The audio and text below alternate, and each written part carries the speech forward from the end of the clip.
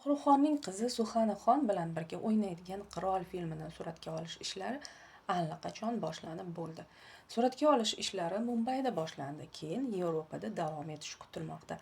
Qirol filmi triller janrida bo'lib, uni Sujoy Ghosh suratga oladi. Siddharth Anand va Mamta Anand esa prodyuserlik qiladi. Shohruxxon qizi Suxana bilan kartinada ustoz va shogird obrazlarida namoyon bo'ladi. Ularning hayoti sinovlar va to'qnashuvlarga boy bo'ladi. Ularga qarshi qahramonni esa Abhishek Bachchan gavdalantiradi. Film ijodkorlari kartinaning katta qismini Yevropada olishni rejalashtirishgan.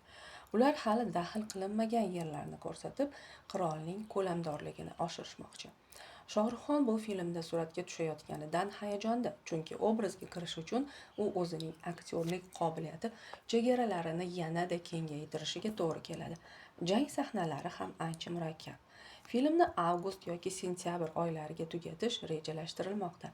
Ijodkorlar keyingi yil Eid bayramiga taqdimot o'tkazishni ko'zlab turishibdi. Bu sana Shohruxxon uchun katta ahamiyatga ega.